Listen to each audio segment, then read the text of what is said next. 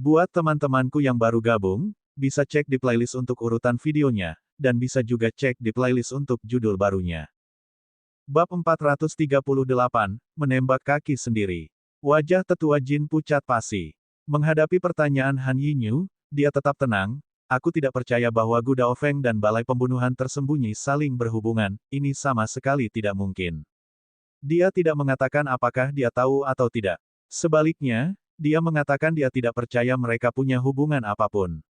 Dengan cara ini, bahkan jika Gu Daofeng memang punya hubungan dengan Hidden Kill Hall, dia bisa lepas tangan, pura-pura tidak tahu. Han Yinyu menatap tetua Jin, dalam hati menyadari bahwa dia memang seekor rubah yang licik, tidak menunjukkan sedikit pun kelemahan. Kolusi antara Gu Daofeng dan Hidden Kill Hall memang benar, dengan bukti yang meyakinkan.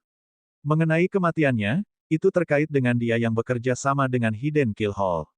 Pada akhirnya, dia sendiri yang melakukannya, bermain api, kata Han Yinyu. Mendengar kata-katanya, Penatua Jin merasakan hawa dingin yang tidak menyenangkan. Apakah ini sikap ingin membiarkan masalah berlalu begitu saja? Bagaimana itu bisa berhasil? Dia telah berusaha keras untuk menjebak Fang Lin, bahkan melukai Zhao Dengming dengan parah. Bagaimana semua ini bisa ditutup-tutupi dengan mudah? Jika Nona benar-benar punya bukti, mengapa tidak menunjukkannya kepada semua orang? Kita tidak bisa menodai kepolosan Gu Daofeng hanya berdasarkan kata-kata Nona. Meskipun dia sudah meninggal, aku, sebagai gurunya, masih di sini, kata tetua Jin dengan kemarahan yang wajar. Han Yinyu menatap Penatua Jin dan bertanya, apakah Penatua Jin benar-benar ingin melihat buktinya? Penatua Jin memperhatikan ekspresi Han Yinyu dan merasakan kepanikan yang tak dapat dijelaskan di dalam hatinya. Namun, setelah mencapai titik ini, dia hanya bisa menjawab dengan tegas, ya, baru kemudian dapat dibuktikan bahwa Gu Daofeng memang terkait dengan Balai Pembunuhan Tersembunyi. Han Yinyu mengangguk dan menepuk tas Istana Sembilan, sebuah slip giok pemancar pesan muncul di tangannya. Ini adalah lembaran giok pemancar pesan yang ditemukan pada Gu Daofeng, yang berisi jejaknya dan jejak lain yang tidak diketahui. Kami tidak yakin milik siapa, tetapi kami mungkin akan tahu semuanya begitu kami melakukan kontak, kata Han Yinyu sambil mengangkat lembaran giok itu agar semua orang dapat melihatnya. Penatua Jin merasakan hawa dingin menjalar di sekujur tubuhnya, seolah-olah dia jatuh ke dalam gudang es. Dia tidak pernah menduga bahwa slip giok pemancar pesan, sebuah bukti komunikasi Gu Daofeng dengan Balai Pembunuhan Tersembunyi, akan jatuh ke tangan keluarga Han. Ini adalah bukti yang memberatkan yang tidak dapat disangkal. Penatua Jin, apakah Anda ingin mencoba dan melihat dengan siapa Gu Daofeng berkomunikasi menggunakan jade slip ini? Han Yinyu bertanya, nadanya mengejek. Hal ini membuat tetua Jin berada dalam posisi yang sulit. Dia baru saja menyatakan dengan pasti bahwa Gu Daofeng tidak ada hubungannya dengan Balai Pembunuhan Tersembunyi, namun sekarang Han Yinyu telah memberikan bukti yang meyakinkan. Dia tidak punya cara untuk menyelamatkan mukanya. Terlebih lagi, sekarang setelah Han Yinyu memberikan bukti keterkaitan Gu Daofeng dengan Hidden Kill Hall, rencananya untuk menjebak Fang Lin menjadi sia-sia. Tidak ada yang akan mengejar kematian seseorang yang telah bersekongkol dengan Hidden Kill Hall. Mengapa tetua Jin tidak mengatakan apa-apa? Mungkinkah kamu masih ragu? Tanya Han Yinyu. Pada saat ini, wajah tetua Jin begitu tidak sedap dipandang, seakan-akan dia telah menelan seekor tikus mati. Dia begitu gelisah hingga tidak dapat berbicara sepatah kata pun. Pada akhirnya, yang bisa dikatakan oleh Penatua Jin hanyalah, jika Gu Daofeng benar-benar terlibat dengan Balai Pembunuhan Tersembunyi, maka dia memang telah mendatangkan semua ini atas dirinya sendiri. Aku tidak akan menjaminnya lagi. Setelah berbicara, Penatua Jin duduk, wajahnya cemberut, tidak mengucapkan sepatah kata pun. Han Yinyu tersenyum tipis dan memasukkan kembali jade slip ke dalam tas. Yang lain juga melirik ke arah tetua Jin. Wajahnya memerah, dan dia berharap bisa bersembunyi karena malu. Ini benar-benar memalukan. Haha, usaha seseorang untuk merencanakan sesuatu telah menjadi bumerang. Sayang sekali, canda Penatua Hu, hampir membuat Penatua Jin tersedak amarahnya sendiri. Konspirasi yang digagas oleh tetua Jin terhadap Fang Lin berhasil dipatahkan sepenuhnya berkat bukti yang diberikan Han Yinyu. Mereka bahkan tidak memerlukan campur tangan Lin Fang untuk menyelesaikan masalah ini secara damai. Ketika Fang Lin mengetahui tentang insiden yang terjadi di Aula Besar Kabut Ungu, dia tertegun sejenak. Namun, dia segera menepisnya. Tetua Jin hanyalah seorang badut, tidak mampu menimbulkan masalah berarti atas kematian Gu Daofeng. Sekembalinya ke Sekte Pil, Fang Lin disambut oleh banyak wajah yang dikenalnya. Su Sangao dan Wu Mengsheng telah membuat nama untuk diri mereka sendiri di antara para murid, tidak lagi setidak dikenal seperti sebelumnya. Lu Xiaoxing, satu-satunya teman Fang Lin selama masa magangnya di Pil Apprentice, juga telah resmi menjadi muridnya. Meskipun dia masih murid tingkat rendah, bakatnya dalam alchemy Tao tidak lemah, jadi dia memiliki masa depan yang menjanjikan. Adapun mantan 4 elit dari Sekte Pil, Ding Xuanji sudah tidak disukai lagi. Meskipun di atas kertas ia masih menjadi salah satu dari 4 elit, pada kenyataannya, ia sudah didiskualifikasi. Meng Chaoyang tidak diragukan lagi telah menjadi yang paling menonjol di antara 4 elit. Yu Qiufan juga tidak puas dengan status quo dan terus bersaing dengan Meng Chaoyang. Di sisi lain, Ouyang Jing hampir sepenuhnya terpisah dari Sekte Pil dan berfokus pada pengembangannya di aliansi Pil. Setelah Yan Zhengfeng untuk sementara waktu menjabat sebagai pemimpin sekte, ia juga mengirim orang untuk berbicara dengan Ouyang Jing. Ia memberitahu dia tentang kematian Gu Daofeng dan berharap Ouyang Jing dapat kembali ke Sekte Pil. Ouyang Jing tidak langsung menyatakan pendiriannya. Dia telah melalui banyak hal di Sekte Pil dan perlu mengamati sebentar untuk melihat apakah itu benar-benar telah berubah. Memang, di bawah reformasi Yan Zhengfeng, Sekte Pil dapat dikatakan telah diperbarui. Setiap masalah ditangani dengan cermat, dan semua kesalahan yang dilakukan Gu Daofeng terungkap. Begitu semua kejahatan ini terungkap, reputasi Gu Daofeng langsung tercoreng. Baru pada saat itulah orang-orang mengetahui semua hal buruk yang telah dilakukannya. Awalnya, Tetua Jin ingin memanfaatkan kematian Gu Daofeng untuk menyusun beberapa rencana, namun melihat kematian Gu Daofeng mendatangkan tepuk tangan dan kelegaan dari semua orang, ia pun mengurungkan niat tersebut. Pada saat ini, dengan sorotan tertuju padanya, jika dia, sebagai guru Gu Daofeng, menimbulkan masalah, dia mungkin akan menjadi sasaran kritik publik. Bagi Fang Lin, hal terpenting sekarang adalah meningkatkan kekuatannya. Bagaimanapun, kompetisi 3 negara sudah dekat. Bahkan sebagai pemain pengganti, Fang Lin harus siap untuk berpartisipasi. Terlebih lagi, Fang Lin sekarang sedang berusaha mencapai alam elemen tanah tingkat ke-10, yang memerlukan pengembangan dan peningkatan terus-menerus. Satu-satunya cara baginya untuk meningkatkan kekuatannya sekarang adalah dengan terus mengolah mantra melintasi langit 9 kuali. Saat ini, Fang Lin punya banyak waktu. Dia bermaksud mengonsumsi Pil Furnace untuk meningkatkan level 9 Cauldron Sky Passing Spell. Fang Lin memiliki banyak tungku pil. Namun, dia belum berencana untuk mengonsumsi 81 tungku pil yang diperolehnya dari Menara Tiang Pil. Ke-81 tungku pil ini memungkinkannya untuk menunjukkan kekuatan surgawi yang luar biasa, jadi dia tidak dapat menyentuhnya.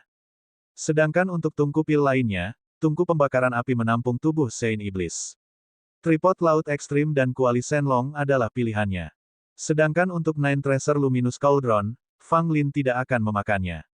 Akan sangat sia-sia jika memakannya karena itu adalah Pil Furnace yang sangat bagus. Setelah berpikir sejenak, Fang Lin memutuskan untuk memakan Tripod Laut Ekstrim dan menyimpan Kuali Shenlong. Bab 439, orang ini melihat melalui kesombongan dunia. Sejak Fang Lin memperoleh Tripod Laut Ekstrim, dia tidak sering menggunakannya. Meskipun peringkatnya setara dengan Kuali Shenlong, Fang Lin mengakui bahwa dia lebih menyukai Kuali Shenlong. Oleh karena itu, Fang Lin memutuskan untuk menyerap Tripod Laut Ekstrim untuk meningkatkan kehebatan mantra melewati langit 9 kuali. Seketika, Fang Lin mengamankan gerbang halaman, menyiapkan susunan menggunakan jade slip, dan kemudian duduk dalam posisi lotus di ruang dalam. Dia sudah sangat ahli dalam mengolah mantra 9 kuali langit. Tripod Laut Ekstrim muncul di hadapannya, memancarkan aura seperti gelombang secara berkala. Tripod itu adalah hadiah dari seorang wanita misterius di gua kuno. Bahkan jika dia menyerapnya, Fang Lin tidak akan merasa menyesal sedikitpun. Fang Lin meminum pil lalu menutup matanya dan mengaktifkan mantra melintasi langit 9 kuali. Terlihat jelas, aliran aura biru keluar dari Tripod Laut Ekstrim dan diserap oleh Fang Lin melalui mulut dan hidungnya. Intinya, mantra melampaui langit 9 kuali mengubah kuali pil menjadi bentuk paling murni, Ki Kuali, lalu menyerap dan memurnikannya. Di kehidupan sebelumnya, meski telah menyerap banyak tungku pil berkualitas tinggi, Fang Lin hanya mampu mengolah mantra melampaui langit 9 kuali hingga tingkat ke-8. Dalam kehidupan ini, mantra 9 kuali langit Fang Lin baru saja mencapai level kedua. Dia belum benar-benar menyerap tungku pil berkualitas tinggi. Tripod laut ekstrim ini adalah yang kualitasnya paling tinggi sejauh ini. Namun, hanya dengan menyerap satu tripod laut ekstrim saja tidak akan memungkinkan mantra melintasi langit 9 kuali menembus ke tingkat ketiga. Paling-paling, itu hanya akan meningkatkan kekuatan Fang Lin sedikit tanpa menyebabkan perubahan signifikan pada levelnya. Meski begitu, Fang Lin merasa puas. Bagi dirinya saat ini, level tidak menjadi masalah, karena ia ingin mencapai level ke-10 dari elemen tanah. Meningkatkan kekuatannya adalah tindakan yang paling langsung dan efektif baginya. Tripod laut ekstrim berubah menjadi aliran Qi kuali yang tak terhitung jumlahnya, yang terus-menerus diserap ke dalam tubuh Fang Lin. Prosesnya lambat, tetapi keuntungannya adalah stabilitas dan tidak adanya kejadian yang tidak terduga. Waktu berlalu sedikit demi sedikit, dan dalam sekejap mata, 10 hari telah berlalu. 10 hari kemudian, Fang Lin mengakhiri retretnya, dan keluar dari ruang dalam menuju halaman. Setelah meregangkan tubuh dengan malas dan menimbulkan suara berderak di sekujur tubuhnya, Fang Lin telah menyerap tripod laut ekstrim sepenuhnya. Meskipun masih berada di lapisan ke-9 elemen tanah, kekuatannya telah meningkat pesat.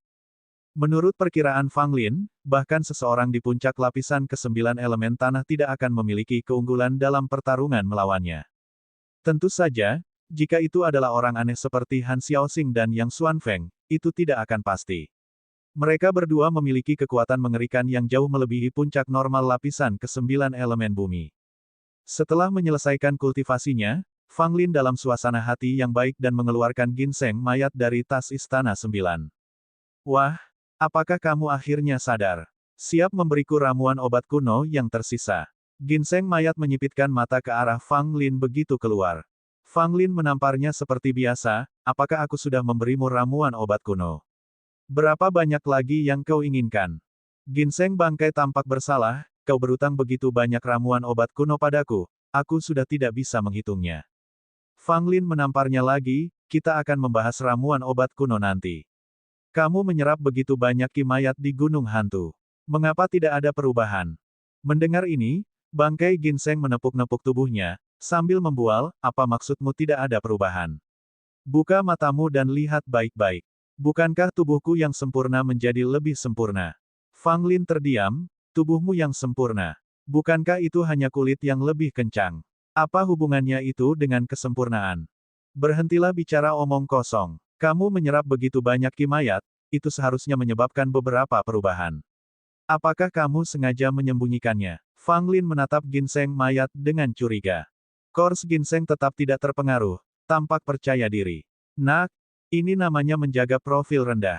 Kau tidak akan mengerti. Fang Lin terkekeh, ginseng mayat ini benar-benar tidak bisa diperbaiki. Tanpa sikap tegas, ia tidak bisa dikendalikan. Oleh karena itu, Fang Lin memutuskan untuk tidak membuang-buang waktunya berbicara, dan langsung mulai membanting ginseng bangkai ke tanah. Dia membantingnya hingga menyebabkan debu beterbangan dan tanah bergetar hebat. Namun, kali ini, kors ginseng tidak melolong seperti biasanya. Sebaliknya, ia menyilangkan lengannya dan tetap tidak terpengaruh oleh perlakuan kasar Fang Lin, mempertahankan ekspresi yang tidak panik. Silakan banting, aku sudah melampaui urusan duniawi. Aku tidak peduli dengan rasa sakit fisik. Bahkan jika kau membuat lubang di tanah, aku akan menertawakannya sebagai rasa gatal belaka. Kata kors ginseng, mencoba memprovokasi. Lalu, Fang Lin memang membuat lubang di tanah. Namun, ginseng bangkai itu bahkan tidak berkedip sedikit pun, seolah tidak merasakan dirinya terbanting ke tanah. Sepertinya penyerapan Qi mayat telah menebalkan kulit acar lamamu. Fang Lin merasa lelah karena kurangnya reaksi ginseng mayat. Sudah kubilang sebelumnya, nak. Kau tidak bisa melakukan apapun padaku. Berikan saja ramuan obat kuno itu kepadaku dengan patuh dan aku akan melindungimu. Ginseng mayat tertawa terbahak-bahak. Fang Lin memutar matanya, apakah si tua bangka ini merencanakan pemberontakan hari ini? Mendengar ini, Fang Lin berhenti bersikap sopan, dengan santai mengeluarkan kuali Shenlong, dan kemudian menyalakan api.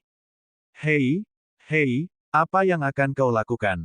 Melihat tungku pil yang menyala-nyala, warna ginseng mayat sedikit berubah.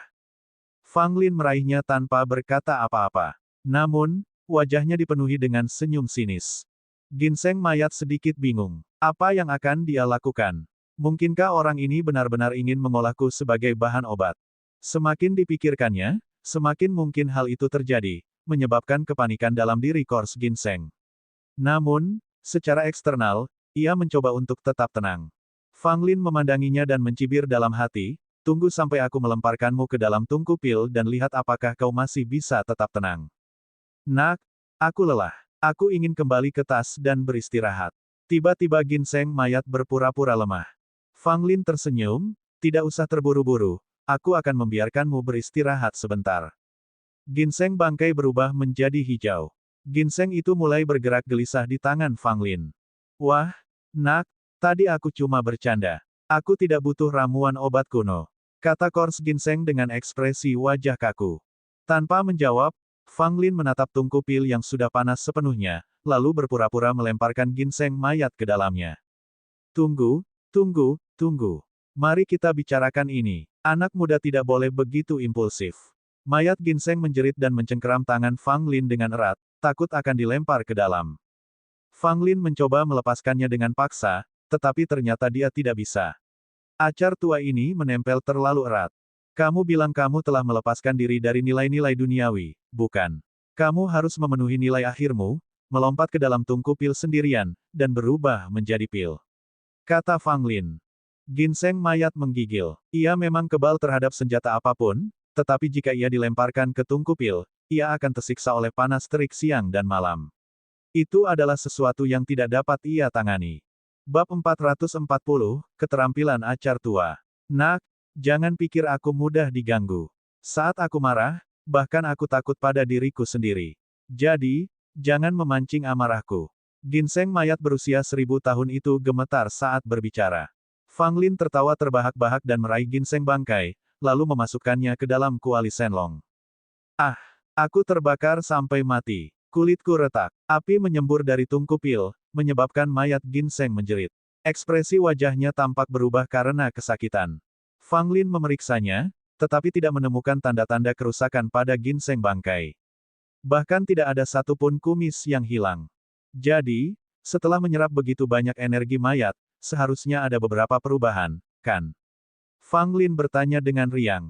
Ginseng bangkai menahan ekspresi sedihnya, kakinya menjuntai. Ia menjawab dengan kesal, keluarkan aku dulu sebelum kita bicara. Fang Lin lalu mengambilnya dari api.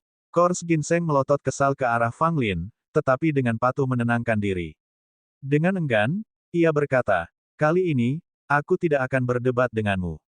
Perhatikan baik-baik, biarkan tuan ini menunjukkan sedikit kepadamu.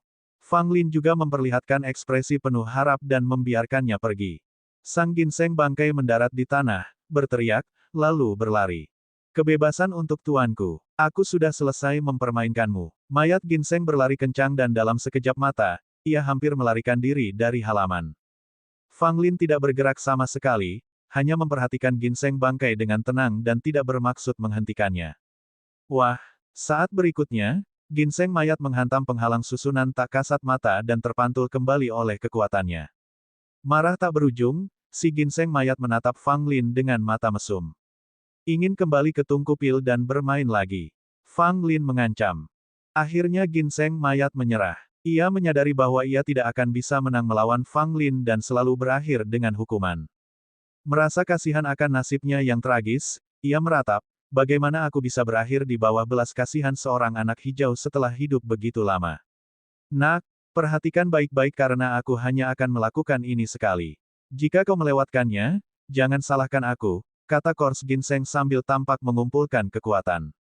Fang Lin mengamatinya dengan curiga, mengira ginseng bangkai itu pasti sedang merencanakan sesuatu. Tiba-tiba asap putih mengepul dari ginseng bangkai dan sesosok tubuh melangkah keluar dari asap itu. Ketika Fang Lin menatap sosok itu, dia tertegun dan hampir terkesiap. Ya dewa, Fang Lin berseru, menatap sosok itu dengan terkejut. Itu adalah replika persis Fang Lin, mengenakan pakaiannya, memamerkan wajahnya, dan bahkan memancarkan auranya. Itu sangat akurat. Jika bukan karena wajahnya yang cabul, Fang Lin akan mulai mempertanyakan keberadaannya. Hahaha, bagaimana itu? Apakah kekuatan tuan ini mengejutkan? Apakah kamu telah ditaklukkan oleh tuan ini? Mayat ginseng dalam bentuk Fang Lin tertawa terbahak-bahak, sangat senang dengan dirinya sendiri, sementara mulut Fang Lin berkedut. Hebat, apakah kamu hanya bisa berubah menjadi diriku saja atau bisa berubah menjadi orang lain sesuka hati?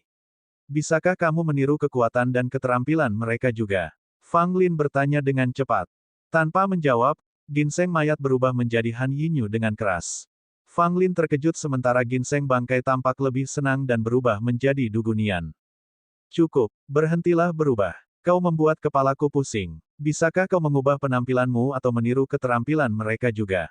Fang Lin melambaikan tangannya. Mayat ginseng, yang sekarang menjadi dugunian, mencibir, aku bisa meniru keterampilan mereka, tetapi semakin tinggi level mereka, semakin sulit untuk berubah menjadi mereka dan semakin singkat aku bisa bertahan dalam wujud mereka. Aku bisa tetap menjadi dirimu selama 3 hari 3 malam. Fang Lin terdiam. Dia sudah kuat, bukan? Beraninya orang tua ini meremehkannya. Lebih baik kau kembali saja, pinta Fang Lin, merasa aneh melihat ekspresi cabul di wajah dugunian. Dengan suara, bang, ginseng bangkai itu kembali ke wujud aslinya, tangan dipinggul, dan tampak sangat puas. Fang Lin diam-diam merasa kagum, dia tidak menyangka ginseng mayat memiliki kemampuan ini. Dia merasa itu sangat berguna dan menghargai bahwa dia telah membuat keputusan yang bijaksana untuk membawanya bersamanya dari penjara bawah tanah tak berujung. Bisakah kau berubah menjadi binatang iblis juga? Fang Lin bertanya dengan rasa ingin tahu, berniat untuk mengetahui sejauh mana kemampuan kors ginseng. Sambil menggaruk kepalanya, si ginseng mayat menjawab, aku juga bisa berubah menjadi binatang iblis, tapi aku tidak bisa bertahan dalam bentuk itu selama aku masih menjadi manusia. Fang Lin mencatat kemampuannya dalam pikiran. Namun, dia terus memperhatikan ginseng bangkai dengan curiga, acar tua, apakah kau menyembunyikan sesuatu dariku? Dengan geram, si ginseng bangkai menjawab, bagaimana mungkin? Aku orang yang jujur dan terus terang. Apakah aku terlihat seperti orang yang suka menyembunyikan sesuatu? Fang Lin mencibir, kau bahkan bukan manusia. Ginseng bangkai. Sebulan kemudian, saudara perempuan Han mengunjungi Fang Lin lagi. Selama sebulan ini, Han Yinyu telah melakukan akupuntur pada Han Xiaoxing dan pil yang diberikan Fang Lin telah habis. Oleh karena itu, mereka kembali untuk mencari pertolongan medisnya. Kondisi Han Xiaoxing telah membaik secara signifikan. Ia kini dapat melihat kesan samar orang lain, meskipun belum sepenuhnya jelas. Namun dibandingkan dengan kegelapan total yang pernah ia alami, ini merupakan langkah maju yang besar. Setelah Fang Lin memeriksa Han Xiaoxing, dia menyimpulkan bahwa meskipun dia tidak akan sembuh sepenuhnya sebelum kompetisi antar negara, dia seharusnya bisa melihat secukupnya. Berita tersebut tentu saja membuat gembira saudara-saudari Han, terutama Han Xiaoxing, yang tidak dapat menyangkal kegembiraan yang tumbuh di dalam dirinya. Hanya mereka yang pernah mengalami kegelapan yang sunyi dapat mendambakan cahaya, sebuah perasaan yang tidak akan pernah dapat dipahami oleh mereka yang memiliki penglihatan normal. Fang Lin memberikan 2 jenis pil kepada Han Yinyu dan mengajarinya serangkaian teknik mendorong saluran qi untuk diterapkan pada Han Xiaoxing sekali sehari untuk mempercepat pemulihannya. Para saudari Han mengucapkan terima kasih kepada Fang Lin sebelum pergi. Bagi mereka, Fang Lin adalah dermawan mereka. Hanya tersisa 2 bulan hingga kompetisi antar negara, dan Fang Lin menerima panggilan dari Han Loyun untuk menemuinya di halaman belakang puncak kabut ungu. Setibanya di halaman belakang, Fang Lin melihat Han Loyun berdiri di lereng dengan tangan di belakang punggungnya. Tuan, Fang Lin menyapa sambil membungkuk. Han Loyun berbalik, tersenyum pada Fang Lin, dan menjawab, tidak perlu formalitas. Di satu sisi, kamu adalah dermawan keluarga Han. Mata Xiaoxing membaik berkat kamu. Fang Lin tersenyum, saya hanya melakukan apa yang saya bisa. Han Loyun mengangguk, lalu tiba-tiba berkata, ada sesuatu yang ingin kukatakan padamu. Bab 441, Bencana Keluarga Fang. Fang Lin menatap Han Loyun, bertanya-tanya apa yang akan dikatakannya. Wajah Han Loyun berubah muram, dia berkata, keluargamu, keluarga Fang dari kota Gushui, telah dimusnahkan. Mendengar ini, wajah Fang Lin langsung berubah. Keluarga Fang di kota Gushui adalah tempat Fang Lin dilahirkan dalam kehidupan ini. Siapa yang melakukan ini? Fang Lin menarik napas dalam-dalam beberapa kali, tampak sangat tenang. Han Loyun menatap tajam ke mata Fang Lin, meskipun tidak ada bukti kuat, kemungkinan besar itu adalah perbuatan keluarga Li. Fang Lin mengepalkan tangannya, matanya penuh kebencian, keluarga Li lagi. Han Loyun menepuk bahu Fang Lin, rumah leluhur keluarga Fang telah hancur. Aku telah mengirim orang untuk mengambil mayat anggota klanmu. Namun, kami tidak menemukan orang tuamu, mereka mungkin masih hidup. Kamu dan Fang yang dapat kembali bersama untuk memeriksanya. Ada 2 orang dari keluarga Fang di Sekte Kabut Ungu, satu adalah Fang Lin dan yang lainnya adalah Fang yang dari Sekte Bela Diri, yang pernah berselisih pendapat dengan Fang Lin. Fang Lin mengangguk, suasana hatinya sedang tidak baik. Meskipun dia tidak begitu peduli dengan keluarga Fang, kehancurannya dan kematian anggota klannya membuat Fang Lin merasa sangat sedih. Terutama mengetahui bahwa pelakunya adalah keluarga Li, Fang Lin bahkan lebih marah.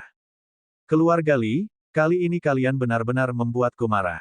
Aku, Fang Lin, tidak akan beristirahat sampai aku telah memusnahkan seluruh klan kalian. Bagaimana lagi aku bisa menghadapi mereka yang telah meninggal dari keluarga Fang? Fang Lin berkata pada dirinya sendiri. Sejak kelahirannya kembali, dia tidak pernah merasakan kemarahan seperti itu. Jika kamu menyimpan kemarahan ini di dalam hatimu, aku bisa mengantarmu untuk menghadapi keluarga Li, Han Loyun menawarkan.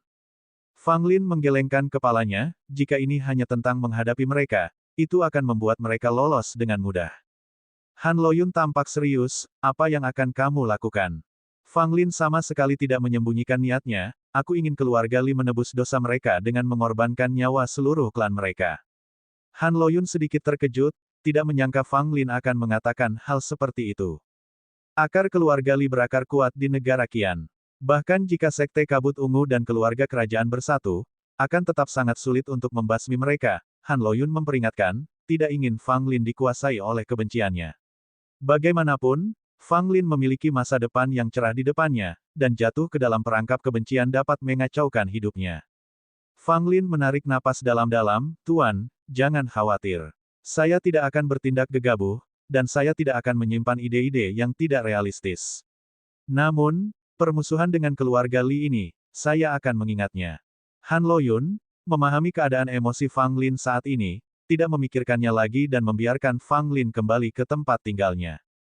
Fang Lin kembali ke tempat tinggalnya, wajahnya muram. Tidak dapat menahan amarah di hatinya, dia menghancurkan meja batu di halaman. Kehancuran keluarganya menyebabkan kebencian Fang Lin terhadap keluarga Li mencapai titik tertinggi. Dia mulai menyusun rencana untuk membuat keluarga Li membayarnya. Namun, Fang Lin juga memahami kekuatan keluarga Li. Klan kecil seperti keluarga Fang dapat dengan mudah dibasmi dan tidak ada yang berani menentang tindakan mereka, tidak peduli seberapa terkenalnya mereka. Bahkan jika Sekte Kabut Ungu campur tangan karena Fang Lin, yang paling bisa mereka lakukan adalah memperburuk hubungan mereka dengan keluarga Li. Mereka tidak dapat melakukan apapun yang berarti terhadap mereka. Sekte Kabut Ungu tidak akan berperang dengan keluarga Li hanya karena masalah ini. Meskipun Fang Lin adalah murid sejati Sekte Kabut Ungu, dia tidak memiliki pengaruh yang cukup untuk memprovokasi perang.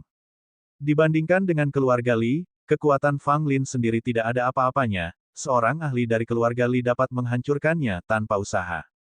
Kebencian ini bukanlah sesuatu yang bisa ditelan Fang Lin. Bahkan jika orang tuanya di kehidupan ini mungkin masih hidup, banyak anggota keluarga Fang telah meninggal secara tragis di tangan keluarga Li. Ini adalah perseteruan berdarah dan Fang Lin tidak bisa membiarkannya begitu saja.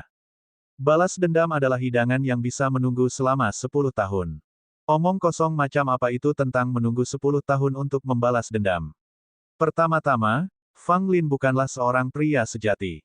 Kedua, dia percaya bahwa balas dendam harus dilakukan dengan cepat, dan segera, bukan setelah 10 tahun, ketika semuanya sudah terlambat. Pada saat itu, Fang Lin sedang merenungkan bagaimana cara membalas dendamnya.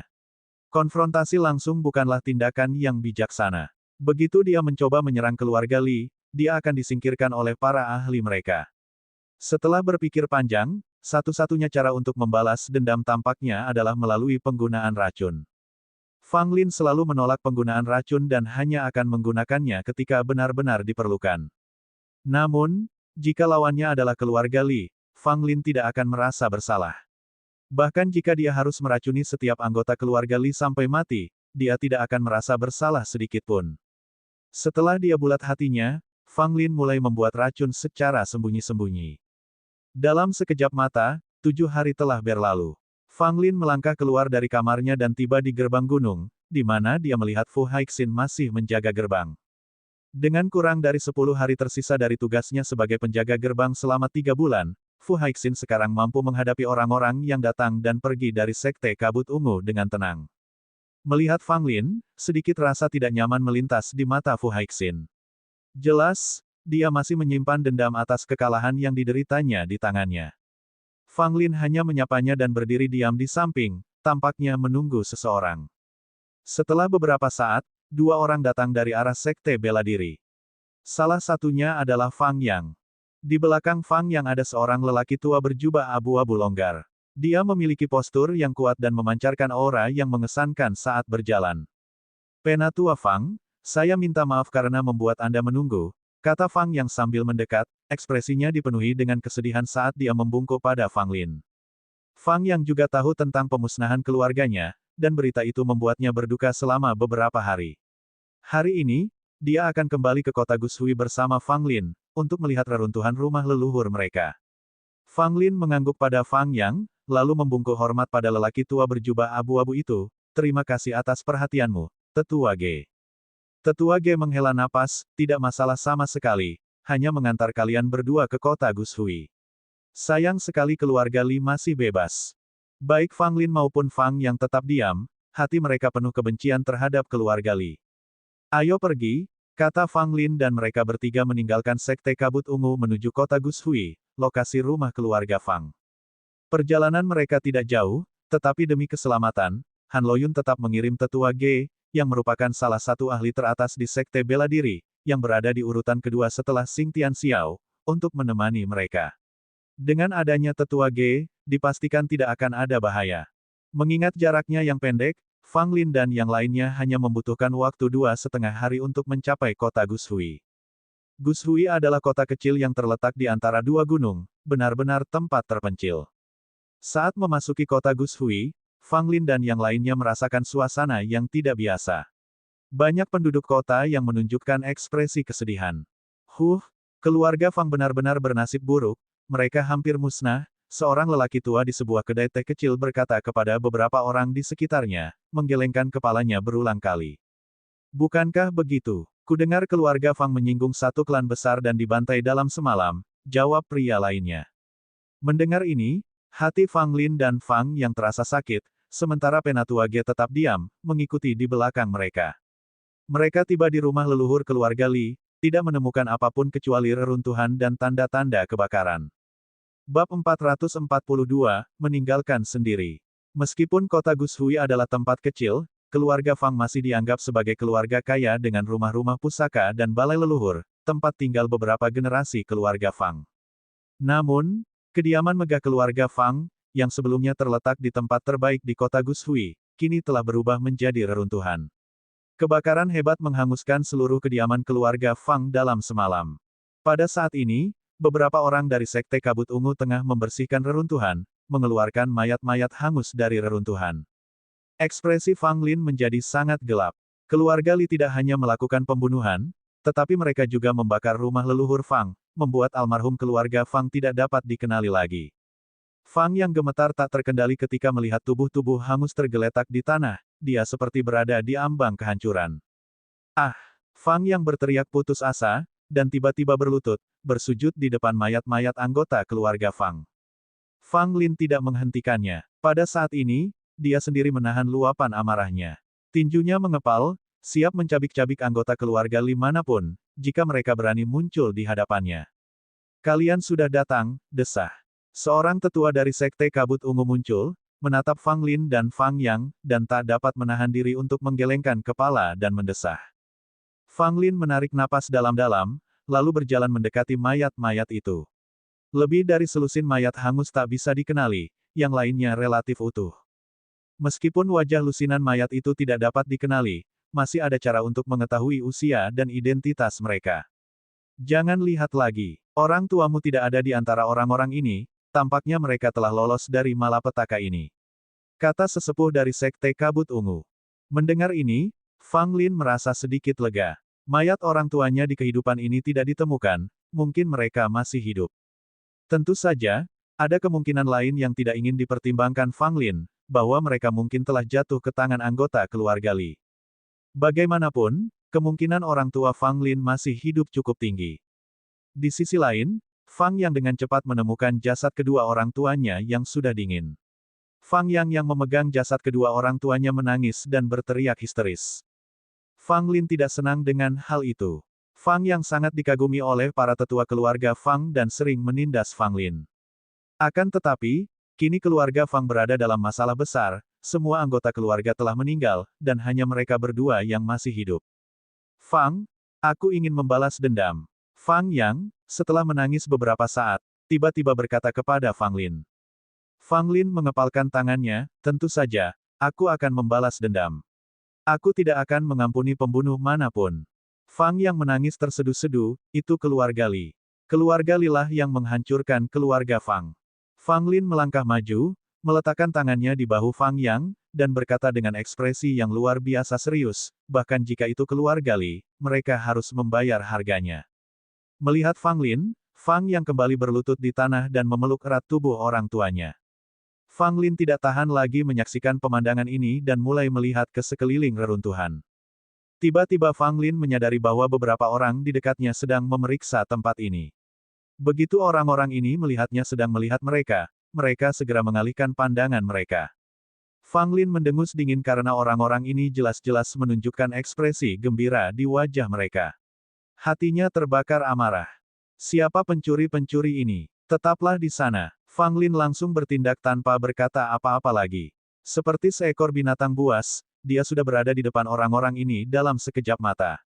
Kuartet yang mencurigakan itu mencoba melarikan diri setelah melihat ini, tetapi Fang Lin tidak memberi mereka kesempatan untuk melarikan diri. Dia mengeluarkan tongkat tulangnya dan mengayunkannya langsung. 4 teriakan bergema saat Fang Lin mematahkan kaki mereka dengan tongkatnya. Keempatnya jatuh ke tanah, memeluk kaki mereka, berteriak dan menjerit. Fang Lin dengan ekspresi acuh tak acuh, mengayunkan tongkat tulangnya lagi, mematahkan tangan keempat pria itu. Rasa sakitnya hampir membuat keempat lelaki itu pingsan, mereka meratap tak terkendali, wajah mereka penuh dengan kemarahan dan ketakutan. Apa yang sedang terjadi? Keributan itu membuat tetua Ge dan yang lainnya mendekat. Melihat Fang Lin telah melemparkan 4 wajah yang tidak dikenalnya ke tanah, mereka semua sedikit mengernyit. Keempat pria ini bertingkah mencurigakan. Aku curiga mereka dari keluarga Li. Fang Lin berkata dengan dingin sambil menggeledah keempat pria itu. Memang, Fang Lin menemukan batu giok identitas anggota keluarga Li pada mereka. Keluarga Li, aku akan membunuh kalian semua. Fang Yang, geram, menerjang keempat anggota keluarga Li dengan maksud untuk membunuh mereka. Fang Lin menghentikannya, lalu menatap keempat pria itu dan bertanya dengan dingin, apa yang kalian berempat lakukan di sini? Fang Lin muda, kau mungkin belum tahu. Orang tuamu telah dibawa oleh keluarga Li, mereka sekarang menderita siksaan. Jika kau berani menyentuh kami, orang tuamu akan dikutuk. Mereka berempat menatap Fang Lin dengan mata dingin. Meskipun lengan dan kaki mereka dipatahkan oleh Fang Lin, mereka tetap tampak sangat puas. Fang Lin mengeluarkan suara, wajahnya berubah lebih dingin, dan dengan satu ayunan tongkatnya, dia menghancurkan kepala salah satu pria itu hingga berkeping-keping. Serpihan merah dan putih berceceran di mana-mana. Jangan bunuh kami. Ketiga pria yang tersisa ketakutan. Mereka tidak menyangka Fang Lin begitu kejam hingga langsung membunuh salah satu rekan mereka. Aku akan memberimu kesempatan untuk hidup, ceritakan semua yang kau tahu. Fang Lin berkata tanpa mengubah ekspresinya. Saya katakan, keluarga Li kami memang telah membasmi keluarga Fang, orang tuamu sekarang ditawan oleh keluarga Li. Kami datang ke sini untuk melihat apakah kamu, Fang Lin, akan muncul. Ketiga pria itu bergegas berkata. Mendengar ini, Fang Lin merasa sangat terbebani. Orang tuanya di kehidupan ini memang ditangkap oleh keluarga Li. Berita seperti itu sangat tidak mengenakan baginya. Fang Lin, jika kau membiarkan kami pergi, orang tuamu tidak akan terluka. Melihat Fang Lin terdiam, ketiga pria itu bertanya dengan ragu-ragu. Fang Lin menatap mereka dan bertanya lagi, di mana mereka ditahan. Ketiga pria itu menggelengkan kepala. Mereka hanya tahu bahwa orang tua Fang Lin ditawan, tetapi mereka tidak tahu di mana. Melihat ketiga orang itu tidak tahu apa-apa, Fang Lin berhenti berbicara kepada mereka, dan langsung memukul kepala ketiga orang itu. Tanpa ragu-ragu, kelopak matanya bahkan tidak berkedip sama sekali. Mereka lolos begitu saja dengan hukuman mati. Fang yang menggeram sambil menggertakkan giginya. Penatua Ge mengerutkan kening dan berkata, Fang Lin, meskipun kita tahu orang tuamu sekarang berada di tangan keluarga Li, ini bukan saatnya untuk bertindak gegabah. Kita perlu merencanakan ini dengan hati-hati. Fang Lin mengangguk. Ia tidak butuh siapapun untuk mengingatkannya agar tidak membiarkan amarahnya mengaburkan penilaiannya. Fang Yang, kamu Ting Dewa di sini dan tangani akibatnya untuk keluarga. Aku harus keluar sebentar, Fang Lin berkata kepada Fang Yang. Mendengar perkataan ini, Tetua Ge tampak khawatir dan menasihati, Fang Lin, bahkan jika kamu ingin membalas dendam, kamu harus mengukur kemampuanmu sendiri.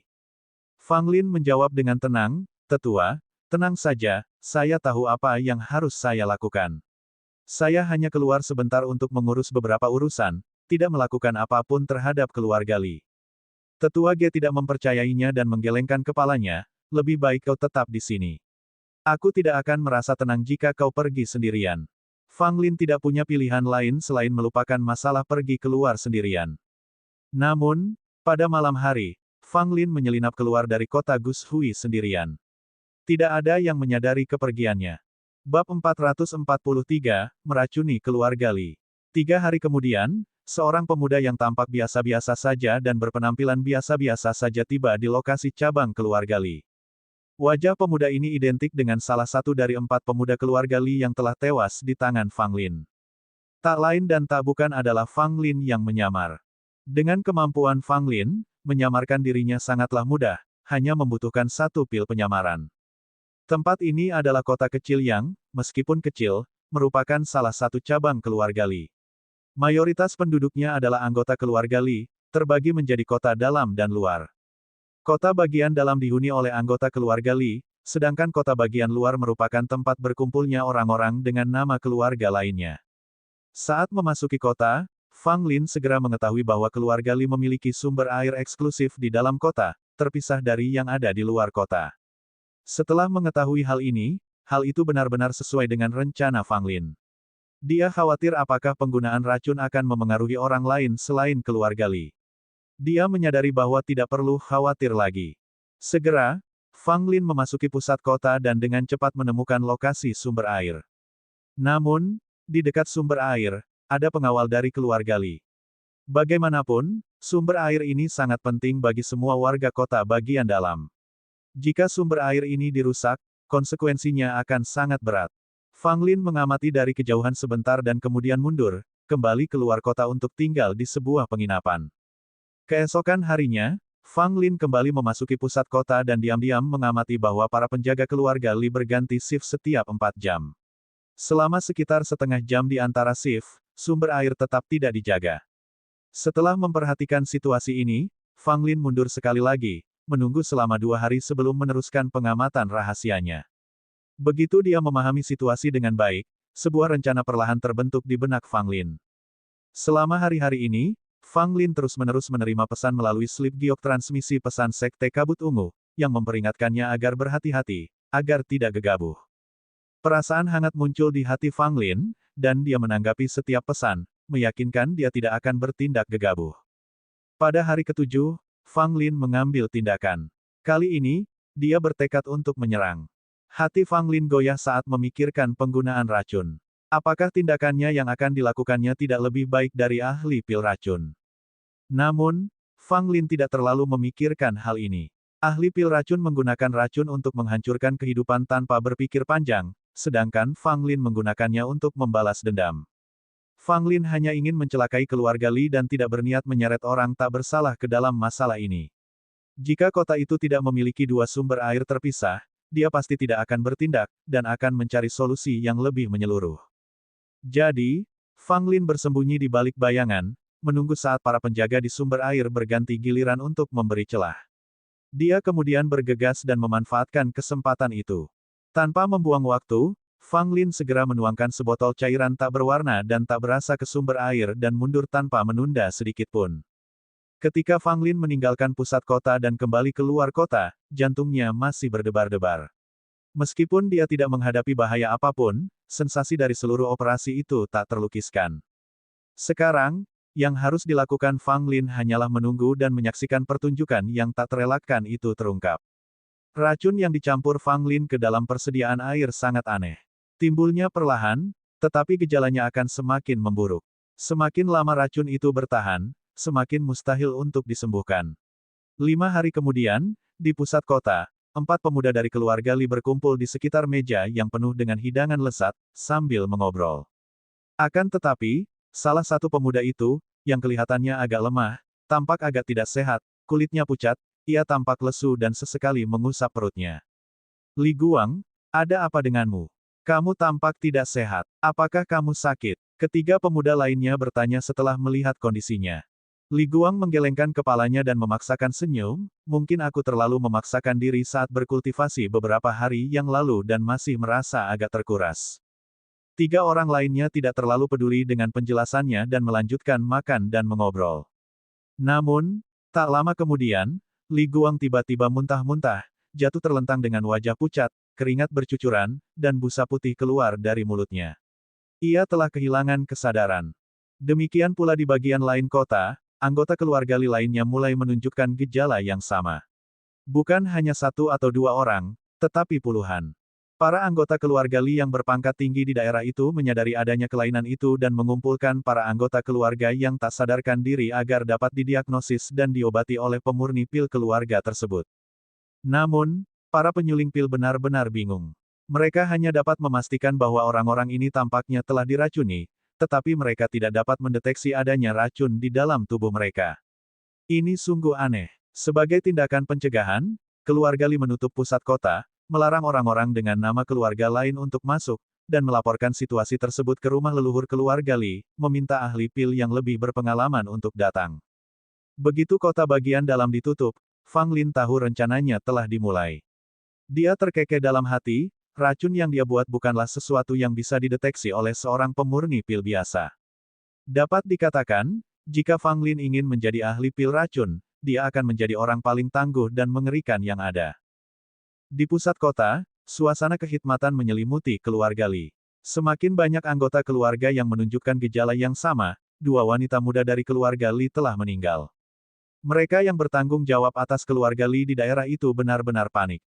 Karena jumlah anggota keluarga yang keracunan terus bertambah, mereka masih belum dapat menemukan penyebabnya atau mengembangkan pengobatan.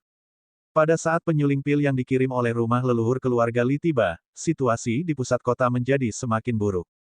Hampir semua anggota keluarga Li telah diracuni, hanya beberapa individu berpangkat tinggi dengan tingkat kultivasi yang kuat yang tidak terpengaruh, meskipun mereka juga menunjukkan kulit pucat, menunjukkan tanda-tanda bahwa keracunan perlahan mulai terjadi. Ahli pemurni pil yang dikirim oleh rumah leluhur keluarga Li terkejut saat melihat situasi tersebut. Dia tidak menyangka keadaan akan menjadi begitu dramatis.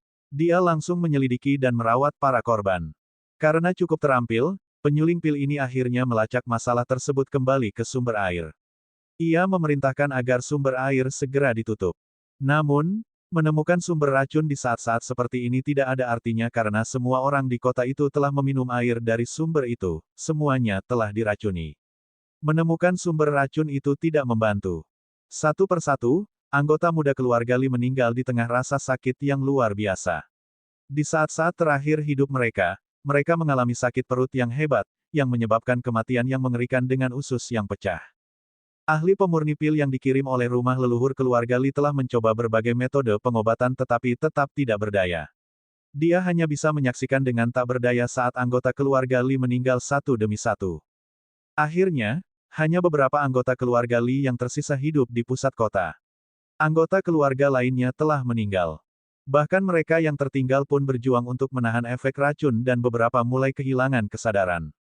Di rumah leluhur keluarga Li, ketika informasi terakhir disampaikan kembali, seluruh keluarga Li menjadi sangat marah. Bab 444, Sekte Kabut Ungu Jatuh. Kepala keluarga, cabang kami di kota Donglin benar-benar musnah. Di rumah leluhur keluarga Li, banyak anggota keluarga berpangkat tinggi berkumpul, salah satu dari mereka berbicara keras dengan sangat marah. Bukan hanya dia, seluruh keluarga Li berada dalam keadaan amarah dan kemarahan yang memuncak, beberapa orang bahkan sulit mempercayainya. Seseorang berani meracuni cabang keluarga Li. Ini sungguh tak terbayangkan. Siapa yang berani melakukan tindakan yang sangat menjijikkan itu? Tentu saja, di mata keluarga Li, ini merupakan tindakan yang sangat tercela, tetapi banyak penguasa di negeri Qian diam-diam memujinya. Masih ada beberapa ahli keluarga Li kita yang hidup di kota Donglin, kita harus menyelamatkan mereka, kalau tidak keluarga Li kita akan mengalami kerugian besar kali ini. Seorang tetua keluarga Li membanting meja dan berteriak serak. Kerumunan itu berceloteh keras, semuanya mengekspresikan kemarahan mereka, tanpa memikirkan mengapa seseorang tega meracuni salah satu anggota keluarga Li. Mereka hanya memikirkan bagaimana cara menghukum orang yang melakukannya. Duduk di ujung meja, Li Zhendong yang sedari tadi terdiam, akhirnya mengangkat kepalanya, sorot matanya dipenuhi dengan kekejaman yang dingin. Penatuasi, bawa 2 orang penyuling pil terbaik kita ke kota Donglin, dan juga hubungi sekte 10.000 obat. Suruh mereka mengirim penyuling pil ke kota Donglin untuk membantu. Li Zhendong berbicara dengan metodis, suaranya agak tenang dan kalem.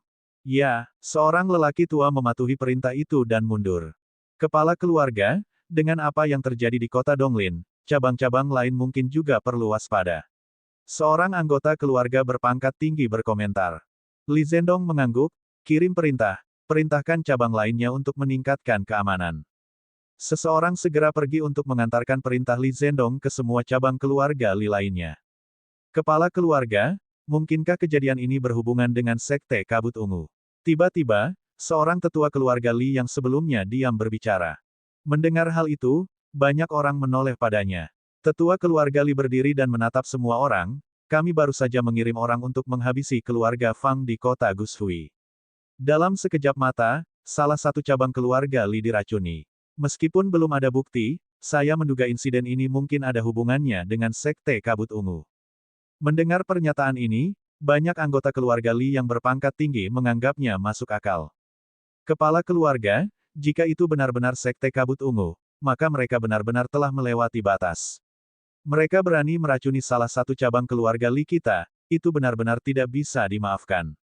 Benar, selama bertahun-tahun ini, keluarga Li kita tidak pernah mengalami kerugian sebesar ini. Seolah-olah sekte kabut ungu telah menyatakan perang terhadap keluarga kita. Kita harus membalas, atau keluarga kita akan kehilangan semua martabatnya. Semua petinggi keluarga Li terbakar amarah, tanpa pikir panjang menuding sekte kabut ungu sebagai biang keladi utama, tanpa mempertimbangkan perbuatan mereka sebelumnya yang memusnahkan keluarga Fang. Ekspresi Li Zhendong muram, saya akan pergi dan bernegosiasi dengan Han Loyun. Setelah mengatakan ini, Li Zhendong segera meninggalkan rumah leluhurnya. Ia terbang ke langit, langsung menuju sekte kabut ungu. Ketika Li Zhendong tiba di sekte kabut ungu, Han Loyun telah menunggu dengan penuh perhatian di langit, menyendiri dan tenang. Han Loyun, apakah kamu melakukannya? Li Zhendong bertanya dengan tatapan gelap, matanya terpaku pada Han Loyun. Han Loyun tersenyum tipis, kepala keluarga Li, kau datang ke sini dan langsung bertanya apakah aku yang melakukannya. Tolong beritahu, apa yang dituduhkan kepadaku. Sesuatu yang membuat kepala keluarga Li begitu marah hingga melakukan perjalanan khusus ke sekte kabut ungu milikku. Li Zhendong mencibir, meracuni salah satu cabang keluarga Liku, apakah sekte kabut ungumu yang melakukan ini? Senyum di wajah Han Loyun menghilang, digantikan oleh ketidakpedulian yang dingin. Kepala keluarga Li, apakah Anda punya bukti? Jika tidak, saya tidak akan menerima tuduhan yang tidak berdasar. Di bawah, Xing Tianxiao terbang ke langit dengan pedang hitam raksasanya sementara 3 tetua dari sekte itu muncul. Sikap mereka yang mengesankan secara halus mengelilingi Li Zhendong. Tanpa kesepakatan, mereka siap bertarung. Li Zhendong sama sekali tidak takut. Selain Han Loyun, dia tidak menganggap siapapun lebih penting. Kepala keluarga Li, apakah kau sudah lupa? Masalah keluarga Fang di kota Gushui, sekte kabut ungu belum menyelesaikannya dengan keluarga Limu. Han Loyun berkata. Li Zhendong tampak meremehkan, mereka hanya keluarga kecil Fang. Jika mereka musnah, musnah saja. Mereka tidak lebih dari semut dan cacing, tidak layak disebut sama sekali. Han Loyun akhirnya marah dan melampiaskan amarahnya. Mata Li Zhendong membelalak karena terkejut. Dia tidak menyangka Han Loyun benar-benar akan bertindak. Sikapnya sama sekali tidak seperti biasanya. Ledakan, konfrontasi antara 2 ahli top itu mengubah warna langit. Aura mengerikan meletus, dan seluruh sekte kabut ungu menjadi waspada. Bunuh! Xing Tianxiao bergerak, pedang hitam raksasanya menebas ke arah Li Zhendong. 3 tetua sekte menyerang Li Zhendong tanpa mengucapkan sepatah kata pun. Meskipun Li Zhendong sangat kuat, dia sempat berada pada posisi yang tidak menguntungkan akibat serangan Han Loyun dan yang lainnya. Han Loyun! Li Zhendong berteriak marah, menyadari bahwa dia terlalu percaya diri dan tidak membawa petarung tangguh dari klannya. Dia tidak bisa melanjutkan pertempuran ini. Seketika, Li Zhendong menangkis Xing Tianxiao dengan serangan telapak tangan dan kemudian melarikan diri tanpa menoleh ke belakang. Han Loyun dan yang lainnya tidak mengejar, mengetahui bahwa dengan kekuatan Li Zhendong yang tinggi, akan sulit menahannya jika dia ingin melarikan diri. Meskipun konfrontasi tidak menghasilkan apapun, bentrokan antara Li Zhendong dan Han Loyun menarik perhatian berbagai faksi di negara Qian. Peristiwa keracunan cabang keluarga Li, tampaknya memang merupakan ulah Sekte Kabut Ungu. Meskipun Han Loyun tidak mengakuinya, banyak orang yang mengira demikian. Adapun alasannya, tampaknya terkait dengan kepunahan keluarga Fang di kota Gushui oleh keluarga Li. Menariknya, keluarga Fang yang tidak penting ini kebetulan adalah keluarga tempat Fang Lin, jenius alkimia Tao pertama saat ini dari 3 kerajaan bawah, berasal. Begitu berita ini tersebar, mereka yang sebelumnya tidak yakin akan kebenarannya kini mengerti. Ternyata keluarga Li terlebih dahulu memusnahkan keluarga Fang, Sekte Kabut Ungu murka dan langsung membalas dengan memusnahkan satu cabang keluarga Li. Mereka yang awalnya menganggap Sekte Kabut Ungu terlalu kejam juga menyadari bahwa itu bukan salah Sekte Kabut Ungu. Keluarga Li terlalu hebat untuk memusnahkan keluarga Fang, keluarga tempat Fang Lin berasal. Ini hanyalah tindakan provokatif tanpa rasa hormat. Jika itu orang lain, klan mereka akan hancur dan sulit untuk diterima. Tidak heran Sekte Kabut Ungu membalas dengan memusnahkan cabang keluarga Li. Faktanya, Fang Lin lah yang memusnahkan cabang keluarga Li, namun kesalahannya ditimpakan pada Sekte Kabut Ungu. Han Loyun tidak menyangkalnya, karena ini bukanlah hal yang memberatkan, namun hanya sekadar balasan setimpal. Sementara itu, di kota Donglin, anggota keluarga Li yang tersisa berjatuhan seperti lalat. Pada akhirnya, hanya 2 anggota keluarga Li yang paling kuat yang hampir tidak bertahan. Ketika tetua si dari keluarga Li tiba bersama anak buahnya, seluruh kota Donglin terkunci. Sebuah formasi muncul, menyelimuti seluruh kota. Saya Li Kaisan. Hari ini, saya akan menginterogasi setiap orang di kota Donglin. Tidak seorang pun diizinkan pergi. Sebuah suara sombong bergema di seluruh kota Donglin. Bab 445, kompetisi besar dimulai. Apa, mereka ingin menutup seluruh kota? Apa urusannya dengan kami? Kami tidak terlibat di dalamnya. Keluarga Li terlalu mendominasi, bukan? Keputusan Li Kaisan untuk mengunci kota telah menimbulkan ketidakpuasan di antara banyak penduduk luar kota, yang menyebabkan mereka menyuarakan protes. Tiba-tiba, beberapa berkas cahaya melesat melintasi langit di atas, memusnahkan semua orang yang menyuarakan ketidakpuasan mereka, meninggalkan beberapa tumpukan daging yang hancur di jalanan. Apakah ada orang lain yang keberatan? Suara Li Kaisan yang dingin dan tanpa ampun bergema, saat dia berdiri di atas langit, menjaga formasi dan dengan dingin mengamati pemandangan di bawah. Semua suara yang tidak setuju menghilang. Meskipun banyak yang masih marah, Li Kaisan bersikap sangat dominan.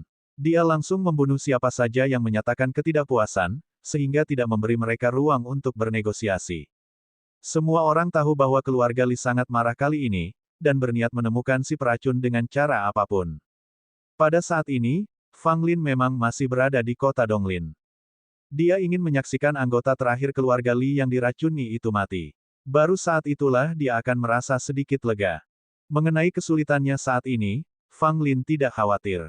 Dia memiliki cara untuk melindungi dirinya sendiri, dan dia tidak takut bahkan jika seluruh kota Donglin ditutupi oleh formasi tersebut. Penyelidikan yang ketat pun dilakukan. Siapapun yang berada di kota itu, semuanya harus menjalani penyelidikan. Siapapun yang dianggap mencurigakan akan diseret ke jalan untuk diinterogasi secara langsung oleh Li Kaisan. Setiap kecurigaan akan langsung dieksekusi.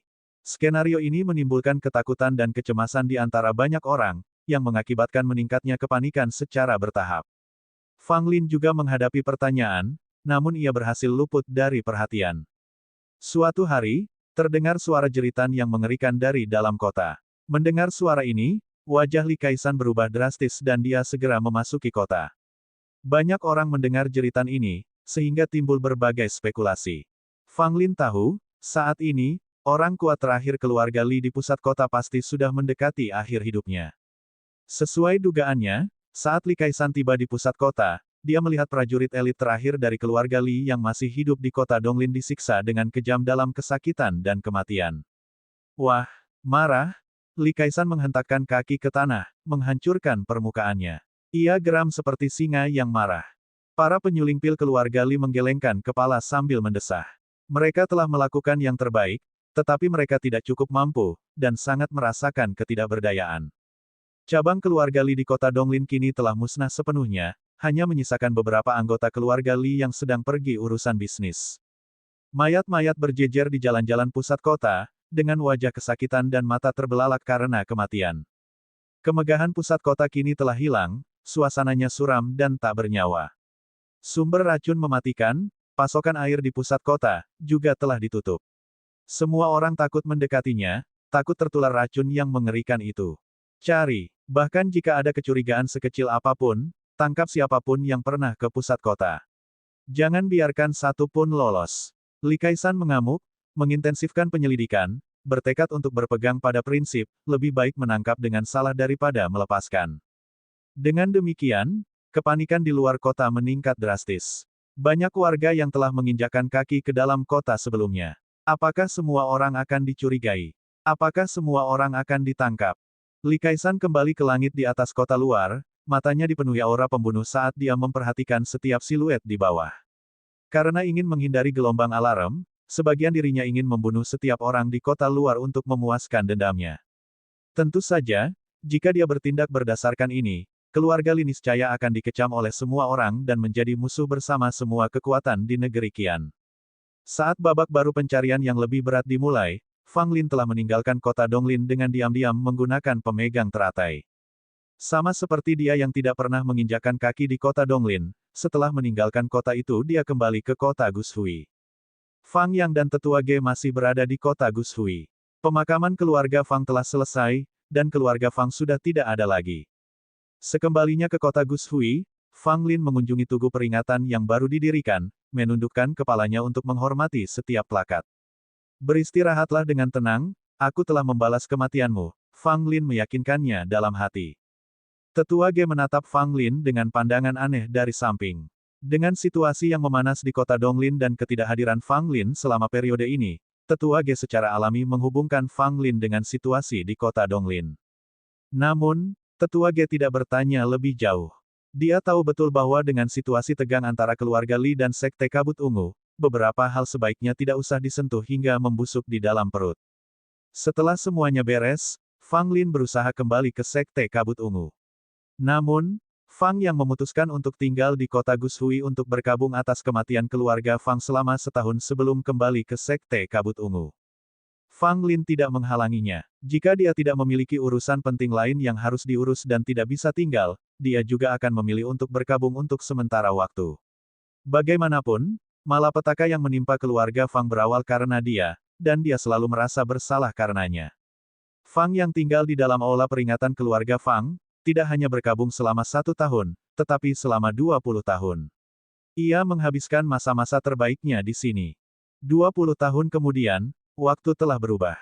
Fang Yang menikah dan memiliki seorang putra, melanjutkan garis keturunan keluarga Fang. Tentu saja, itu cerita lain. Dalam perjalanannya kembali ke Sekte Kabut Ungu bersama Tetua Ge, Fang Lin dipanggil oleh Han Loyun. Saat bertemu dengan Han Loyun, Fang Lin tidak menyembunyikan apapun. Dia menjelaskan semua yang dilakukannya di kota Donglin dan berinisiatif untuk meminta maaf. Han Loyun tidak menyalahkan Fang Lin, tetapi hanya menepuk bahunya. Jika kamu menyimpan dendam di hatimu, tentu saja kamu perlu melampiaskannya. Tidak peduli apa yang telah kamu lakukan, selama itu tidak melanggar moral dan prinsip, kamu tetap muridku, murid Han Loyun, dan Sekte Kabut Ungu akan selalu berada di sisimu, kata Han Loyun. Fang Lin cukup terharu. Bagaimanapun, dalam kejadian ini, Sekte Kabut Ungu yang disalahkan. Semua orang di negara Qian mengira bahwa Sekte Kabut Ungu berada di balik semua ini, tanpa mengetahui bahwa sebenarnya Fang Lin sendiri yang melakukannya. Sekembalinya ke Sekte Pil, Fang Lin mengurung diri di kamarnya selama 3 hari, menghindari semua orang. Dia butuh waktu untuk menenangkan diri. Baik kemalangan yang menimpa keluarga Fang maupun pemusnahan cabang keluarga Li telah membuatnya gelisah secara emosional. Akan tetapi, dia hanya membutuhkan 3 hari untuk menenangkan diri. Dengan semakin dekatnya kompetisi 3 negara dari hari ke hari, kurang dari sebulan lagi, Fang Lin mencurahkan seluruh energinya untuk itu. Meskipun ia hanya berpartisipasi sebagai pemain pengganti, ia ingin mempersiapkan diri sepenuhnya. Bagaimanapun, Mata Han Xiaoxing belum pulih sepenuhnya dan ia mungkin harus menggantikannya untuk 1 atau 2 pertandingan. Sebulan kemudian, kompetisi 3 negara yang mencuri perhatian ini akhirnya mendekat. Bab 446, Li Guanxin. Kompetisi bela diri akbar di antara ketiga negara itu tidak diadakan di salah satu dari mereka, karena masing-masing negara memiliki permusuhan terhadap negara lain. Dua negara manapun yang berani masuk ke negara ketiga akan selalu waspada.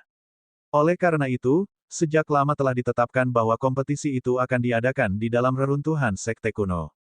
Reruntuhan sekte kuno, yang terletak di tengah jajaran gunung, meskipun telah lenyap seiring waktu, masih berdiri megah dan luas. Bahkan hanya dengan reruntuhannya, sisa-sisa susunan kuno tetap ada, bertahan selama puluhan ribu tahun.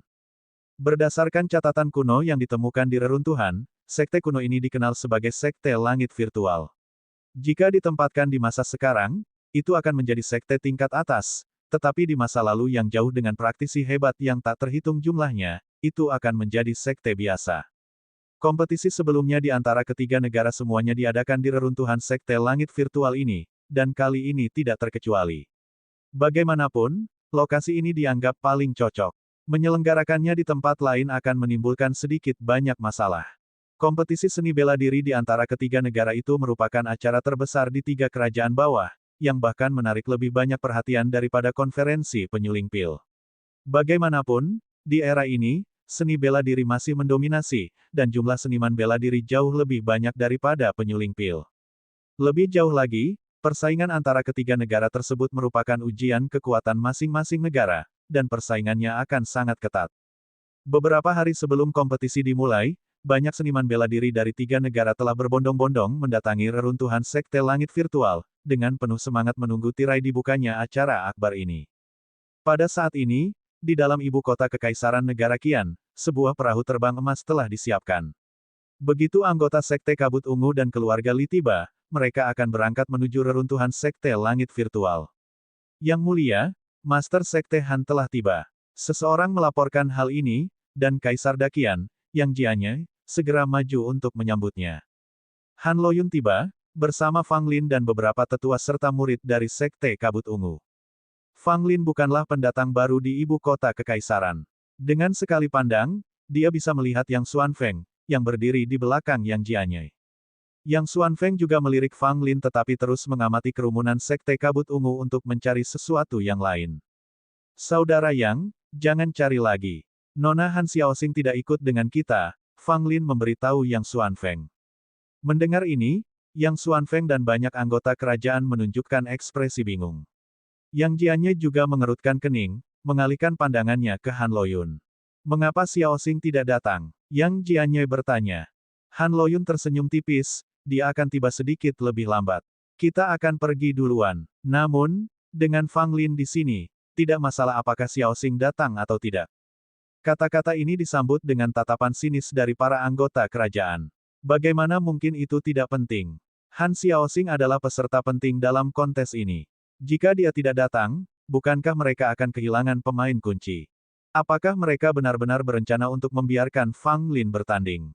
Meskipun banyak anggota keluarga kerajaan mengakui kekuatan Fang Lin, mereka tetap menganggapnya jauh lebih lemah daripada Yang Xuanfeng atau Han Xiaoxing.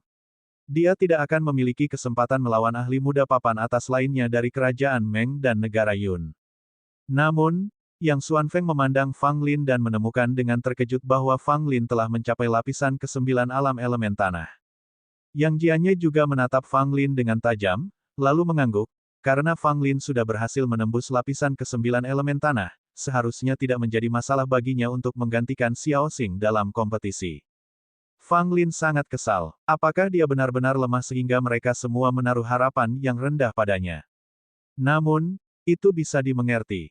Bagi kebanyakan orang, Fang Lin pada dasarnya masih seorang pemurni pil, seni bela dirinya tidak menonjol. Sesi tandingnya dengan Yang Xuanfeng hanya perjuangan untuk tetap bertahan setelah 15 ronde. Oleh karena itu, bagi banyak orang, Fang Lin dianggap jauh lebih lemah daripada Yang Xuanfeng. Tentu saja, mereka tidak tahu seberapa kuat Fang Lin saat ini, mereka menilainya berdasarkan kinerja masa lalunya. Pada saat ini, anggota keluarga Li juga tiba. Kepala keluarga Li, Li Zhendong, memimpin kelompok itu, disertai oleh banyak keturunan dan pejuang elit. Kehadiran mereka cukup mengesankan. Dengan kedatangan keluarga Li, suasana langsung menjadi canggung dan berat. Semua anggota keluarga Li memasang ekspresi bermusuhan, tatapan mereka tertuju pada anggota Sekte Kabut Ungu. Bagi keluarga Li, Sekte Kabut Ungu adalah musuh utama mereka, bahkan melampaui keluarga kerajaan Dakian. Kau datang terlalu pagi, kata Li Zhendong tanpa sedikit pun rasa ramah, sambil menatap dingin ke arah Han Loyun. Han Loyun tersenyum tipis, kepala keluarga Li tidak terlambat, kita belum menaiki kapal terbang. Li Zhendong mendengus dan mengalihkan perhatiannya dari Han Loyun. Saat tatapannya menyapu para anggota Sekte Kabut Ungu, dia menyadari bahwa Han Xiaoxing tidak ada di antara mereka, yang membuatnya bingung. Perhatiannya segera tertuju pada Fang Lin dan matanya menampakkan niat membunuh yang jelas. Fang Lin tidak berusaha menyembunyikan rasa jijiknya. Meskipun dia telah meracuni salah satu anggota keluarga Li, rasa bencinya terhadap keluarga Li tetap kuat seperti sebelumnya. Hehe, kamu pasti Fang Lin, kan? Seorang pemuda berpakaian putih yang berdiri di belakang Li Zhendong bertanya sambil tertawa. Lelaki ini, sangat tampan dengan paras yang halus dan lembut, adalah definisi sebenarnya dari ketampanan dan daya tarik. Fang Lin menatapnya dan bertanya dengan acuh tak acuh, siapa kamu? Kita baru pertama kali bertemu hari ini, jadi wajar saja kalau kalian tidak mengenalku. Namaku Li Guanxin. Kalian mungkin pernah mendengar tentangku, kata pemuda berpakaian putih itu dengan lembut. Dia adalah Li Guanxin, prajurit muda terkuat dari keluarga Li. Fang Lin sudah menduga kalau itu dia, dan ekspresinya tidak berubah saat dia hanya menjawab dengan "oh". Li Guanxin sedikit terganggu. Fang Lin jelas-jelas meremehkannya. Kudengar kau adalah pengganti kali ini. Menurutku, kau tidak memiliki kualifikasi. Sebenarnya, kau tidak akan memiliki kesempatan untuk bertanding. Akan lebih baik jika kau tetap di sini dan tidak ikut kami ke pertandingan, kata Li Guanxin sambil tersenyum. Sikapnya tampak tidak berbahaya, tetapi kata-katanya membuat marah anggota Sekte Kabut Ungu. Para anggota keluarga kerajaan saling memandang antara Li Guanxin dan Fang Lin. Apakah akan ada konflik sebelum mereka berangkat menuju reruntuhan Sekte Langit Virtual? Yang Xuan Feng melangkah maju, bermaksud mengatakan sesuatu, tetapi Kaisar Yang Jianye menghentikannya dan menggelengkan kepalanya. Wajah Fang Lin tetap tanpa ekspresi, apa hubungannya aku pergi atau tidak denganmu? Urus saja urusanmu sendiri. Li Guanxin tersenyum tipis, matanya penuh cemoohan saat menatap Fang Lin, bukannya aku meremehkanmu. Hanya saja kau terlalu lemah. Aku tidak bisa mengakuimu. Sesederhana itu. Tapi kalau kau ingin pergi, kau bisa, tetaplah di sini dan jadilah penonton. Mendengar ini, banyak anggota Sekte Kabut Ungu tidak dapat menahan amarahnya lagi dan semuanya mulai membalas, tatapan mereka dipenuhi dengan permusuhan terhadap Li Guanxin. Anggota keluarga Li tidak mau kalah. Mereka berhadapan dengan Sekte Kabut Ungu, sehingga situasi menjadi sulit dikendalikan.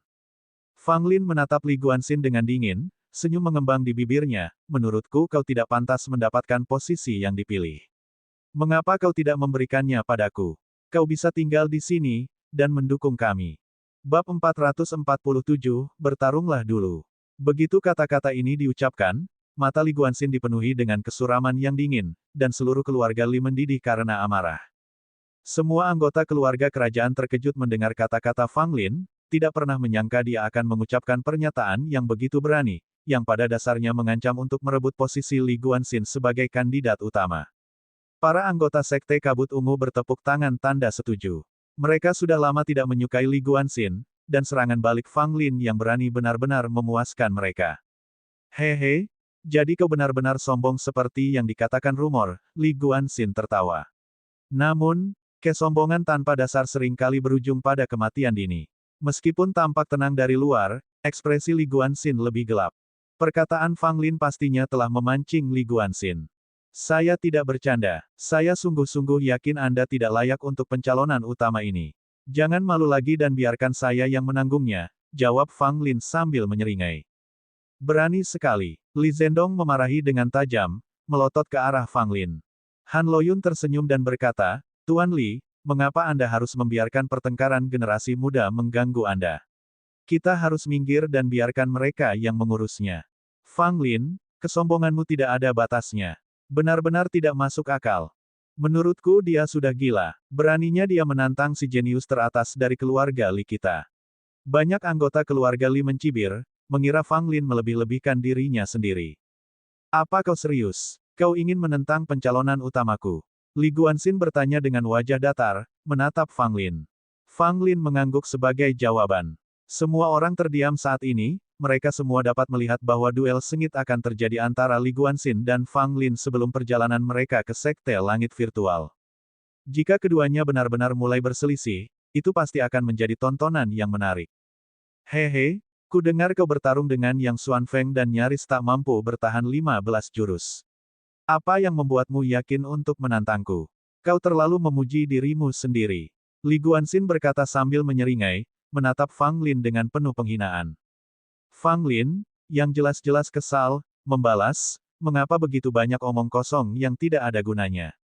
Baiklah, jika kau ingin mati, aku akan menurutinya. Mari kita lihat apakah kesombonganmu dapat menandingi harga yang diminta. Gerutu Li Guanxin dengan marah.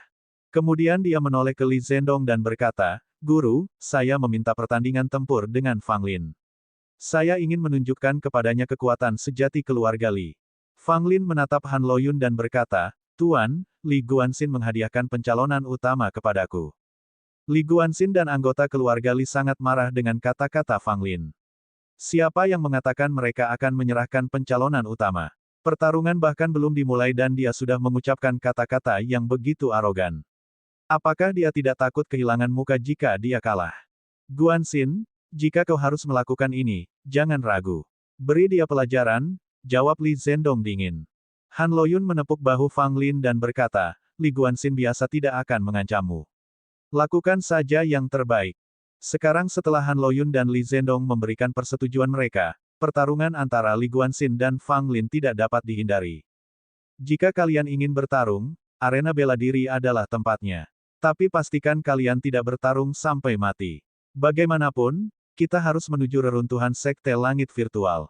Akan buruk jika salah satu dari kalian terluka, kata Yang Jianyai. Li Guanxin dan Fang Lin sama-sama mengakui hal ini dengan membungkuk, tetapi keduanya memahami dalam hati mereka bahwa menghindari cedera adalah hal yang mustahil. Baik Li Guanxin maupun Fang Lin, masing-masing akan memanfaatkan setiap kesempatan untuk menyerang tanpa ampun, bahkan mungkin saling membunuh di tempat. Perseteruan antara Fang Lin dan keluarga Li sudah terlalu dalam. Li Guanxin ingin membunuh Fang Lin, dan Fang Lin ingin menyingkirkan Li Guanxin, si jenius teratas keluarga Li. Kemudian, semua orang menuju arena seni bela diri. Yang Xuanfeng menghampiri Fang Lin dan berbisik, mengapa menantangnya sekarang? Itu bukan langkah yang bijaksana. Fang Lin tertawa. Aku tahu apa yang kulakukan. Melihat Fang Lin begitu percaya diri, Yang Xuanfeng memilih untuk diam saja. Namun dalam hatinya, dia tidak melihat Fang Lin memiliki peluang besar untuk menang dalam duel ini. Yang Xuanfeng pernah bertempur dengan Li Guanxin sebelumnya, dan dia jelas memahami kekuatan Li Guanxin. Di seluruh negara Qian, satu-satunya orang yang dapat menghadapi Li Guanxin sebagai lawan yang setara adalah dia dan Han Xiaoxing. Ketiganya dianggap sebagai yang terkuat di antara generasi muda negara Qian. Pertarungan mereka satu sama lain jarang menghasilkan pemenang yang jelas. Dari sudut pandang Yang Xuanfeng, Li Guanxin sangat tangguh. Bahkan dengan mengerahkan seluruh kekuatannya tanpa ragu, Yang Xuanfeng memperkirakan peluangnya untuk mengalahkan Li Guanxin hanya 40%. Dan bagaimana dengan Fang Lin? Meskipun kemajuannya cepat dan dia telah menembus lapisan ke-9 elemen tanah dalam waktu yang singkat, tingkat kultivasinya tidak mencerminkan kekuatan yang sebenarnya. Seniman bela diri dengan tingkat kultivasi yang sama dapat memiliki kekuatan yang sangat berbeda. Saat Yang Xuanfeng berada di lapisan ke-9 elemen tanah, dia dapat dengan mudah bertarung melawan 10 seniman bela diri lapisan ke-9 elemen tanah rata-rata secara bersamaan. Dilihat dari tingkat kultivasinya, Fang Lin tidak sebanding dengan Li Guanxin, sedangkan dari segi kekuatan, Li Guanxin jauh lebih unggul. Dari sudut pandang manapun, peluang kemenangan Fang Lin sangat kecil. Bukan hanya Yang Xuanfeng, tetapi beberapa orang dari Sekte Kabut Ungu juga diam-diam khawatir. Meskipun mereka telah melihat Fang Lin bertarung dengan King Jianzi dan menunjukkan kekuatan yang luar biasa, kali ini lawannya adalah Li Guanxin, salah satu dari 3 prajurit muda terkuat di negara Qian yang hampir tidak pernah kalah dalam pertarungan. Bisakah Fang Lin mengalahkannya? Bagaimanapun, keseluruhan pertandingan tampaknya tidak menguntungkan bagi Fang Lin. Jika dia kalah, itu akan menjadi bahan tertawaan, menantang Li Guanxin meskipun kalah dan kemudian dikalahkan akan sangat memalukan. Namun, keadaan sudah sampai pada titik ini. Anggota Sekte Kabut Ungu hanya bisa diam-diam berharap Fang Lin dapat mengalahkan Li Guanxin dan menekan kesombongan keluarga Li. Para anggota keluarga kerajaan juga lebih cenderung melihat Fang Lin mengalahkan Li Guanxin, tidak menyukai pemikiran Fang Lin kalah. Saat tiba di arena bela diri, Fang Lin dan Li Guanxin berdiri berhadapan, saling menilai. Jika kau ingin mundur, aku bisa memberimu jalan keluar yang anggun, kata Li Guanxin kepada Fang Lin. Fang Lin terkekeh, terima kasih atas tawaran baikmu. Kalau kamu takut malu, kamu juga bisa mengalah sekarang. Aku akan membiarkanmu menyerah dengan anggun. Mendengar ini, Li Guanxin menggelengkan kepalanya, ekspresinya acuh tak acuh. Meskipun kau dipuji sebagai jenius pemurni pil nomor 1 di 3 kerajaan bawah, aku menganggapmu tidak lebih dari orang yang sombong dan delusi, tidak layak dipertimbangkan. Fang Lin tidak kehilangan kesabarannya dan menjawab, apa yang orang lain pikirkan tentangku bukanlah urusanku. Sebaliknya, keluarga Limu tampaknya memiliki reputasi yang buruk akhir-akhir ini. Tidakkah kau merasa malu keluar di depan umum? Tidakkah kau takut dilempari telur busuk dalam kegelapan? Perkataan ini membuat Li Guanxin dan semua orang di keluarga Li sangat marah, hampir ingin mencabik-cabik Fang Lin saat itu juga. Baiklah, baiklah. Jika kau mencari masalah, maka kau tidak bisa menyalahkanku, jawab Li Guanxin sambil tersenyum dingin.